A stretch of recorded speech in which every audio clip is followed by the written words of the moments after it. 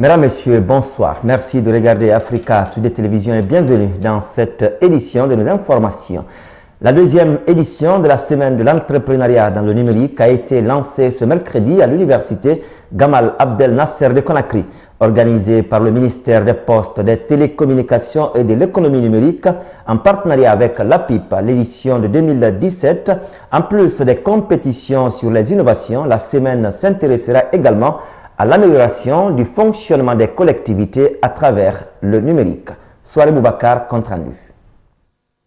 Cette deuxième édition se tient sous le thème « Le numérique au service des collectivités locales pour des villes plus intelligentes ». Une façon pour les autorités guinéennes et leurs partenaires dans l'organisation de ce rendez-vous technologique d'attirer l'attention des communautés rurales sur la place prépondérante que peuvent occuper les outils numériques dans le progrès socio-économique de leur localité. Comme à la première édition, c'est l'université Gamal Abdel Nasser de Conakry qui a servi de cadre au lancement des activités. L'occasion pour le recteur de cette institution d'enseignement supérieur d'insister sur les objectifs de ces 4 jours d'échange et de partage. Cette semaine contribuera à la mise en place d'un écosystème dynamique autour du numérique, ce qui permettra non seulement la création d'emplois durables, mais aussi la production de richesses et la transformation numérique de notre pays. 4 journées qui permettront également de créer une émulation entre ceux qui s'intéressent aux nouvelles technologies de l'information et de la communication. Une autre opportunité pour détecter des talents cachés qui pourraient bénéficier d'un appui du gouvernement pour la réalisation de leurs ambitions. Il y aura des compétitions au cours des Innovation Day, compétitions qui mettront des élèves, des étudiants, des entrepreneurs guinéens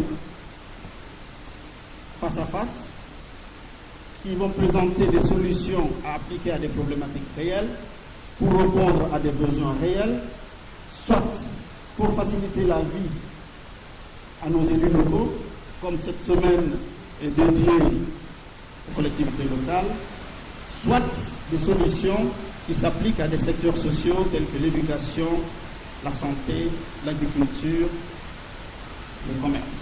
Pour le Premier ministre, chef du gouvernement, cette émulation va au-delà de la récompense individuelle dont peuvent bénéficier les candidats. L'avantage réside surtout dans leur participation active au développement des collectivités, a expliqué Mamadi Youla lors de la cérémonie d'ouverture de cette semaine numérique. Les concours qui sont organisés permettront certes de choisir les meilleures applications, les meilleurs projets et les meilleures opportunités d'affaires. Mais au-delà de cette compétition, c'est la promotion de l'entrepreneuriat et de la créativité au service du développement socio-économique qui est en jeu ici et qui reste donc notre finalité. Mesdames et messieurs, chers étudiants, le gouvernement attend de vos différents panels et des séances de développement d'applications et de contenu, des contributions tendant à améliorer ces prestations à l'endroit des populations et des applications pour appuyer les différents secteurs économiques. Mamadou Youla a tenu à rappeler aussi les risques liés au développement des applications avec l'apparition des nouvelles formes de délinquance dans le cyberespace, mais prévient-il que la Guinée a déjà adopté plusieurs instruments légaux et réglementaires pour encadrer les usages, pour mieux protéger les usagers. La commission de réflexion sur le système éducatif guinéen a présenté ce mercredi son projet de réforme au ministère de l'Enseignement supérieur et de la Recherche scientifique. Par cette rencontre, la commission souhaite partager avec les cadres du département les préoccupations qui gangrènent aujourd'hui l'éducation guinéenne afin de requérir leurs propositions de solutions. Moussa Sefa Kamara pour le compte rendu. Ce document, s'il est mis en pratique selon les concepteurs par l'ensemble des acteurs du système éducatif guinéen, soignera les maux dont souffre ce secteur. Certes que les carences persistent au niveau de l'enseignement supérieur du pays, mais avec la prise de conscience des acteurs concernés à tous les niveaux, selon le rapporteur, cela pourrait permettre de relever les multiples défis qui interpellent les éducateurs. Le constat qui ressort du document qui vous est soumis est en conformité par bien des égards avec les conclusions des études précédemment réalisées sur le sujet. Il montre un système éducatif incapable de répondre aux besoins des élèves et de leurs parents des entrepreneurs, de l'administration publique et des populations.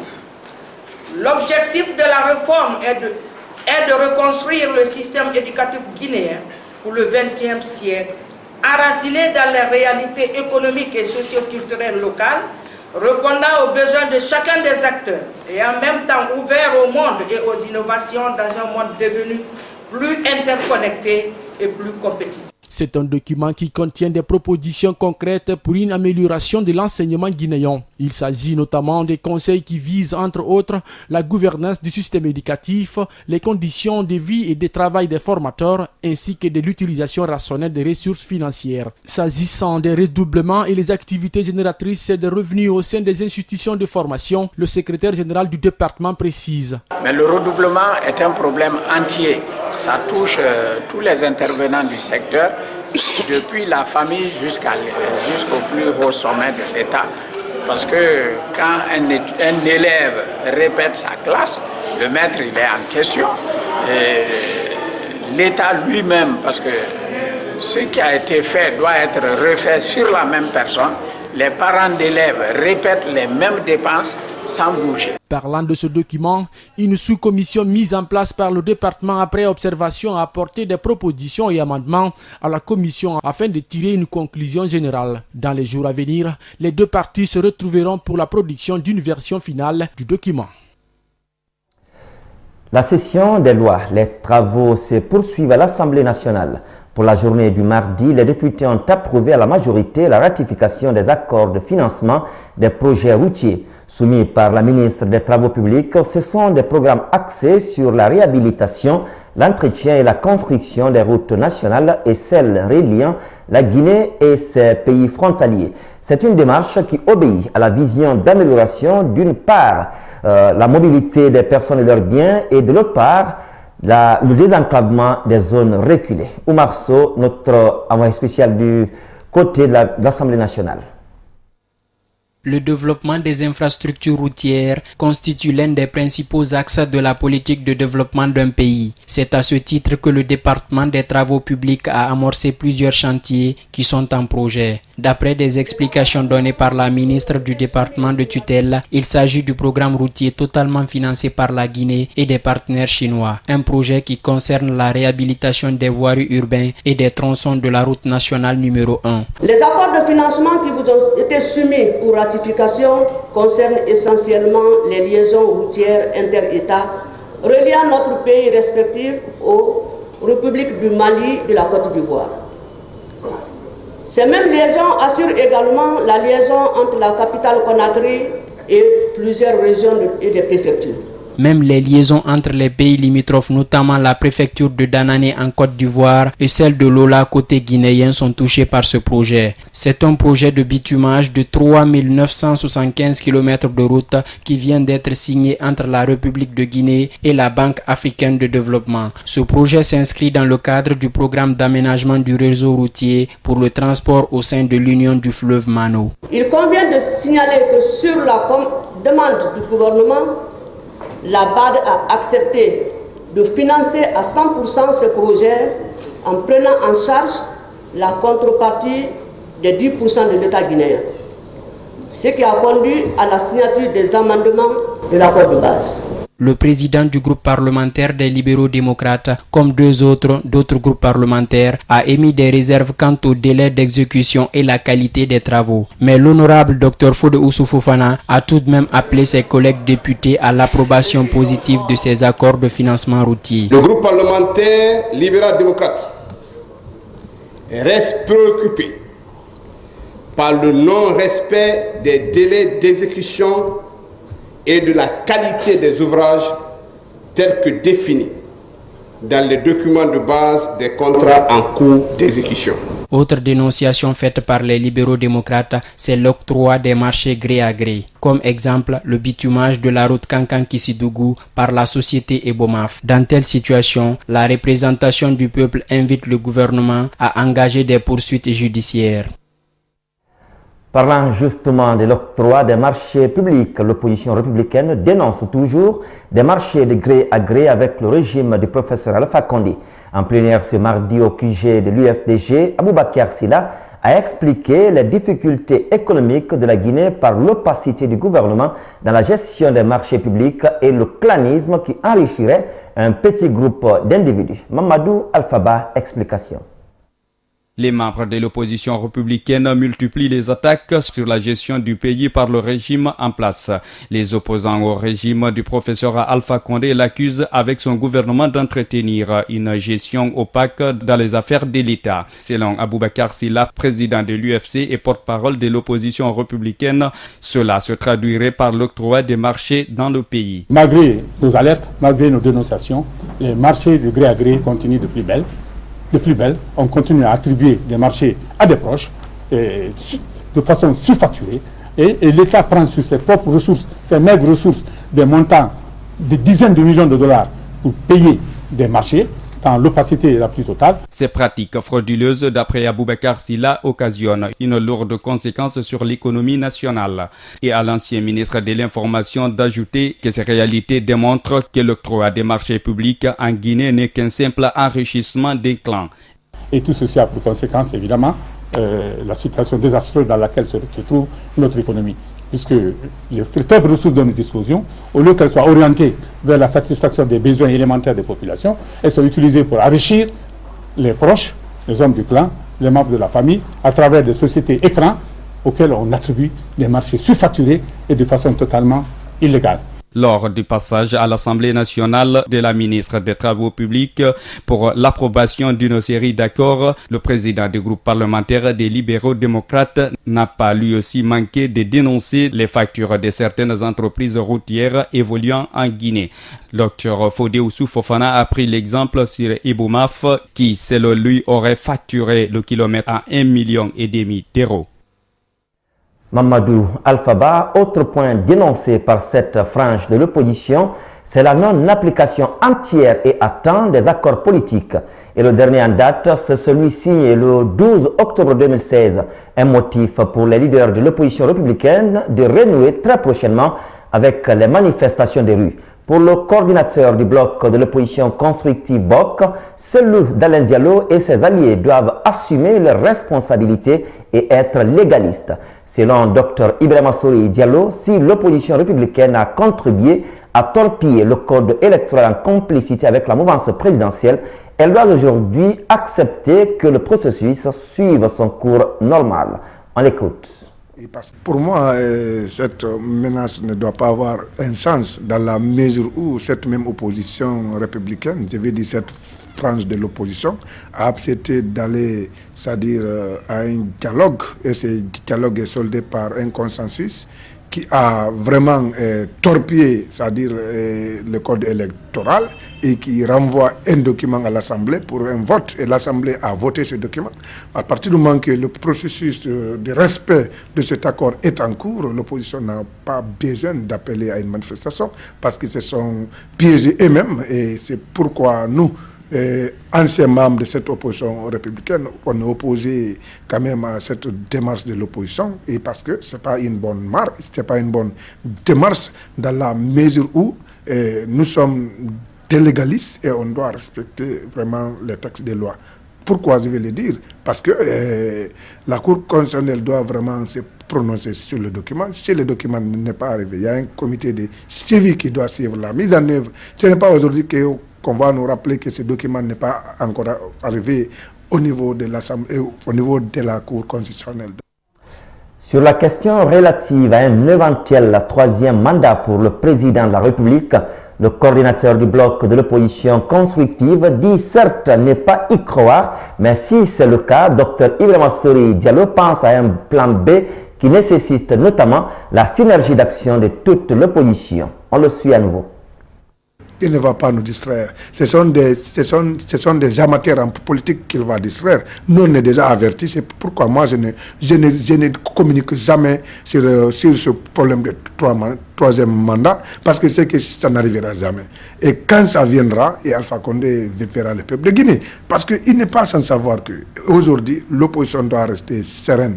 Mais pendant qu'on doit rester sereine, c'est Loudalen Diallo avec ses partis alliés en train de fatiguer l'opposition pluriel, parce que c'est lui qui nous fatigue. Là, il faut le rappeler. Parce que pourquoi il nous fatigue? C'est lui qui est censé discuter sur les questions politiques, c'est-à-dire de la vie de notre nation avec les chefs de l'État, étant les chefs de file, mais on comprend par là que les débats qu'il entretient avec Alpha Condé, rien n'est concrétisé, ça n'a pas de suite et ça entraîne l'opposition à donner des faiblesses à l'opposition. Regardez des élections qu'on devait organiser depuis le mois de décembre, proposées par la CENI.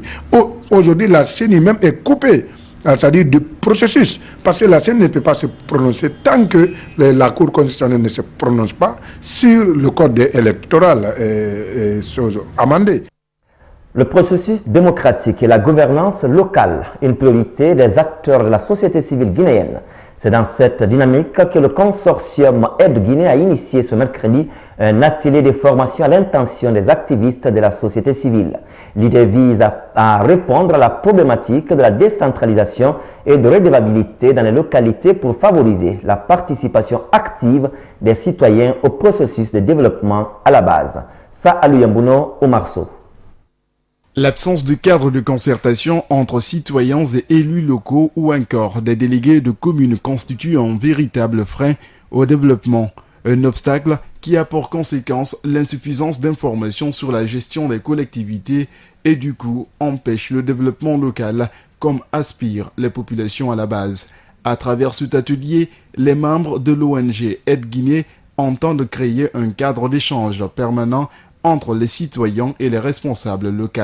Nous, c'est juste d'essayer de créer une façon de permettre aux citoyens d'avoir des instances d'échange avec les élus, de contrôler un peu ce que les élus font pour pouvoir rendre compte. Donc de permettre à la société civile d'être auprès des citoyens et des élus. Donc aujourd'hui, c'est l'atelier préparatoire de ces outils, effectivement, que nous sommes en train de faire ici. Les délégués des 5 communes de la capitale sont concernés par cet atelier préparatoire du projet d'appui à la participation des citoyens au processus démocratique et à la gouvernance locale. Pour le chargé de suivi et évaluation du programme d'appui à la société civile, ce séminaire vise à appuyer la société civile dans son combat de rapprochement des citoyens et les gouvernants de la base. Je voudrais vraiment encore réitérer le soutien du PASOK dans la mise en œuvre de ce projet et demander aussi aux autorités à tous les niveaux que ce projet soit soutenu et qu'il soit vraiment suivi pour qu'il puisse atteindre les objectifs qui lui sont assignés. Le directeur national de la décentralisation interpelle, lui, les acteurs concernés par ce processus à une responsabilité citoyenne, ceci consécutif au rôle qu'ils doivent jouer dans le cadre du contrôle des actions du pouvoir public. Ce lancement est une belle initiative qui permettra à tous les acteurs du processus de démocratisation et de gouvernance locale d'avoir des outils de redevabilité afin que chaque citoyen qui paye les impôts doit être au courant des investissements qui doivent être réalisés dans le cadre de la mobilisation des ressources au niveau de nos collectivités locales. Le présent projet mis en œuvre par le consortium Aide Guinée et APID est financé par l'Union européenne à travers le programme d'appui à la société civile PASOK. Autre facette de l'actualité, la problématique des accidents liés au travail. La question était ce mercredi au centre d'une rencontre d'échange avec les journalistes à Conakry. Cette initiative de la structure Ergo Risk Consulting vise à sensibiliser les travailleurs sur les risques d'accidents au travail. Buntura Biketa, explication. La sécurité santé est-elle prise en compte dans les sociétés et entreprises évoluant en Guinée? Cette question mérite des réflexions. Souvent classée dans les oubliettes, ce facteur est un élément essentiel dans la prévention des risques d'accidents liés au travail, donc de protection de la vie du travailleur. Le problème aujourd'hui de la santé et sécurité dans notre pays est un problème à prendre le bras du corps. Et les journalistes sont là, ils peuvent aussi nous aider à développer l'idée pour implémenter ce métier dans notre pays en vue d'aider ces entreprises sous-traitantes, ces entreprises multinationales qui sont là à développer et en prendre en charge la santé, la sécurité, pour éviter des incidents et des accidents dans les entreprises. Amener donc les hommes de médias à mieux cerner ce facteur de sécurité santé afin de sensibiliser à leur tour les entreprises à beaucoup plus prévenir les risques d'accidents au travail. Tel est l'objectif de cette formation. Nous nous sommes dit que l'évaluation des risques qui est d'identifier les dangers, évaluer les risques ou analyser les risques associés à ces dangers et mettre en place des mesures de prévention représente ici la base de la prévention, plus les 9 principes de la prévention pour outiller ces journalistes à pouvoir mieux véhiculer ces messages déjà instaurés dans notre code du travail dans notre pays. Dans ce combat qui est celui de la protection de l'employé par l'employeur, le directeur d'Ergo Risk Consulting estime que l'État a également son rôle à jouer. Nous demandons tout simplement à l'État d'être responsable. Tout est régi déjà dans le Code du travail. Et le Code du travail est un outil, c'est un document juridique qui doit être respecté par toutes les entreprises. Selon le directeur d'Ergo Risk Consulting, le risque le plus fréquent dans le monde du travail demeure celui du travail dans les hauteurs au niveau des BTP.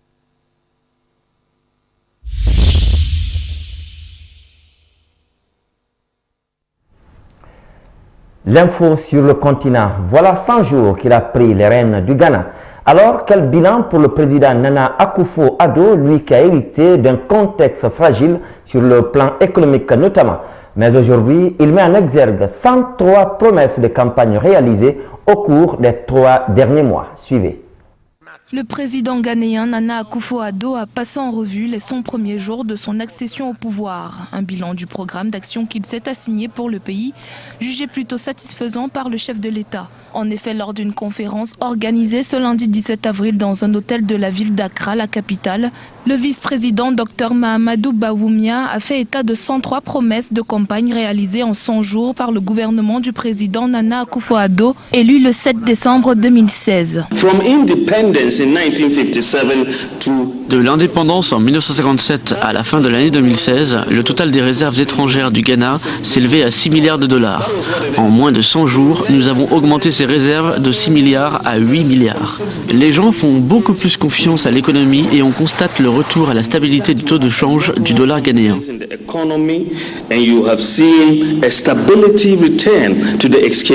Des réalisations sur le plan économique notamment, mais également dans le domaine de la santé et de l'éducation.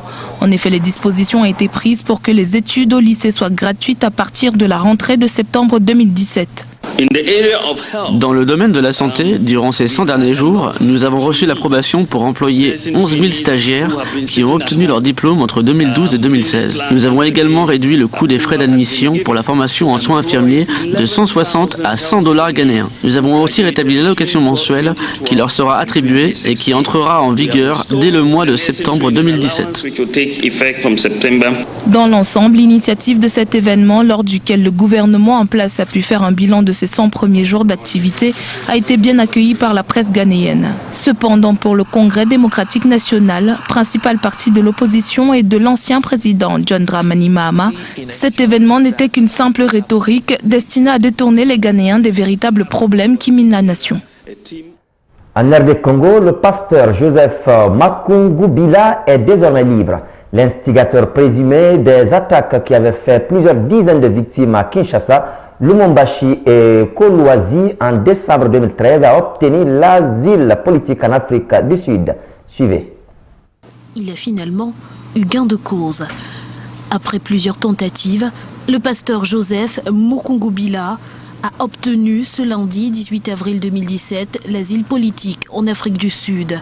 Il s'agit de l'épilogue d'une longue bataille judiciaire qui l'opposait au gouvernement congolais et sud-africain après les événements tragiques du 30 décembre 2013. Bon, l'Afrique du Sud, c'est un pays souverain, et il a ses lois. Et bon, le pasteur avait comparé à un moment devant la justice sud-africaine par rapport au fait qu'on lui a reproché. Bon, aujourd'hui que l'Afrique du Sud lui accorde l'asile politique, je crois que c'est conformément aux lois sud-africaines qu'on ne peut pas interférer. Mais c'est que les autorités congolaises redoutent que l'Afrique du Sud serve de base arrière pour tous ceux qui veulent déstabiliser le pays. Le pasteur est en effet accusé par les autorités congolaises d'être l'instigateur de violences ayant fait des dizaines de victimes à Kinshasa, Lubumbashi et Kolwezi. Quelques-uns de ses adeptes ont d'ailleurs été condamnés à des peines de 7 à 20 ans de prison pour leur participation à ces événements. Les Congolais le reprochent d'avoir initié un mouvement insurrectionnel, je crois depuis 2013. Ce mouvement avait attaqué certains points sensibles de la capitale Kinshasa. Le mouvement a attaqué le siège de l'état-major général des forces armées congolaises, a assiégé les installations de la télévision nationale congolaise, la FNC. Le mouvement a attaqué aussi certains points sensibles de la capitale, comme je l'ai dit. Et voilà pourquoi, malheureusement, les forces de l'ordre congolaises ont défait ce mouvement, même ça s'est soldé par des morts d'hommes. Avec cette décision de la justice sud-africaine, le candidat malheureux à la présidentielle de 2006, qui n'a cessé de clamer son innocence, est donc désormais libre. Il prévoit de reprendre ses activités politiques depuis l'Afrique du Sud et compte notamment continuer à mobiliser les Congolais contre le régime du président Joseph Kabila.